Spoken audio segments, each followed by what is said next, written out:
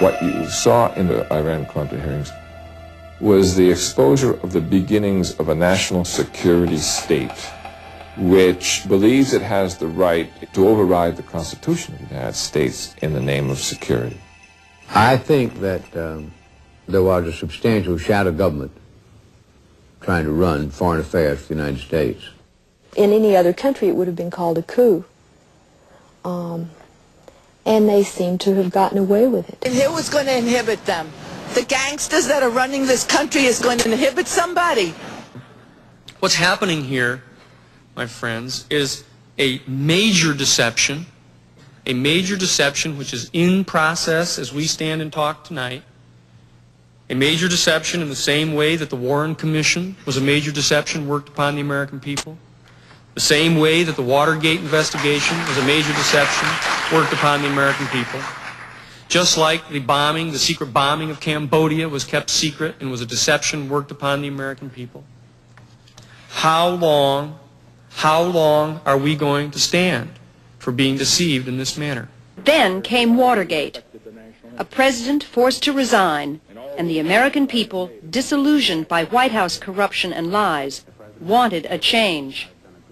In 1976, Jimmy Carter was elected president. He and new CIA Director Stansfield Turner began to clean house, pushing out nearly 800 men from CIA covert operations. When all these covert operators were fired in the 1970s, they didn't just start opening restaurants or working in bookstores. They were people who were very skilled in covert manipulation of political process, and they essentially ganged up to find and then elect a candidate who would put them back in the covert operations business. And Reagan and Bush were only too eager to be that kind of candidate. Our government has a firm policy not to capitulate to terrorist demands, that no concessions policy remains in force. In spite of the wildly speculative and false stories about arms for hostages and alleged ransom payments, we did not, repeat, did not trade weapons or anything else for hostages, nor will we. Despite Reagan's denials, investigations soon revealed that arms had been traded for hostages held in the Mideast. A few months ago, I told the American people I did not trade arms for hostages. My heart and my best intentions still tell me that's true, but the facts and the evidence tell me it is not. There were 2 meetings that we know of for certain to date that happened, one in Washington, D.C., and one in Paris, France, before the 1980 election in October of 1980, where George Bush, then vice presidential candidate, Richard Allen, who became Reagan's first national security advisor, Donald Gregg, who became Bush's national security advisor and still is, passed millions of dollars to the Iranians to delay the release of our 52 hostages an additional 76 days. They met with an emissary of the Khomeini regime who offered a deal that they thought Reagan and Bush could not refuse, and that was, we will delay the release of the 52 hostages if you will promise us all the arms that we could possibly want in the war against Iraq once you become President of the United States. Secret team, or simply a loose association of individuals. These are the men who have been stirring the pot around the world to instigate these wars on the side of the right wing. And that's the group that we're dealing with right here, who are making war around the world for their own personal profit. When Reagan was elected to the presidency, he installed Louis Giuffrida as head of FEMA, the Federal Emergency Management Agency. Giuffrida was an old, cold warrior from Reagan's California days, whose specialty was suppression of unrest and dissent. Giuffrida, North, and George Bush began to turn FEMA into an instrument of domestic anti-terrorism. And that would explain why North spent so many years under Bush's auspices preparing contingency plans for rounding up large numbers of dissenters if we ever go into another war. Now, you would have thought that the committee would have been outraged by North's sort of declaration of war with a large segment of the American people, but instead of their disagreeing with them, most of them actually agreed with him.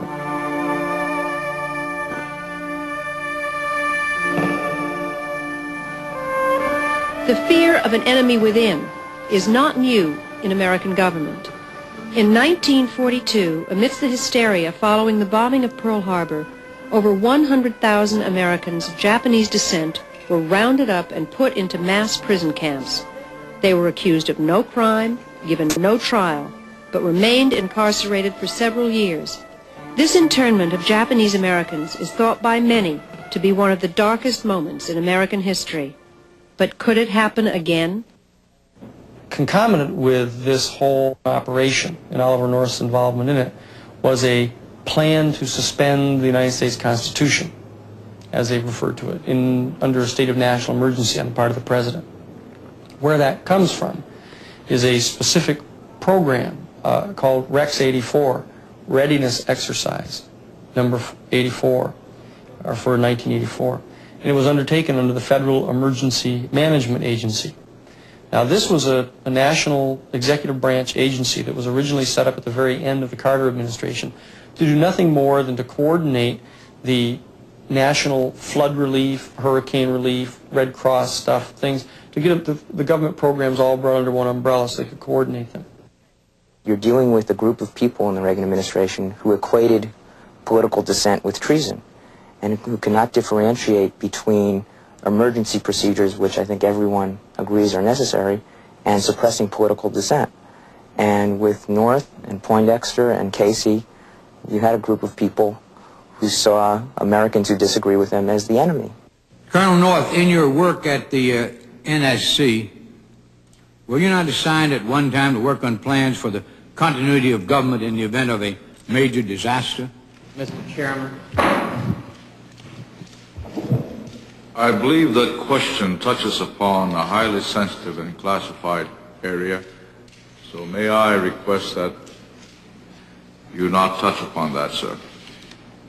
I was particularly concerned, Mr. Chairman, because I read in Miami papers and several others that there had been a plan developed by that same agency, a contingency plan in the event of emergency that would suspend the American Constitution. And I was deeply concerned about it and wondered if that was the area in which he had worked.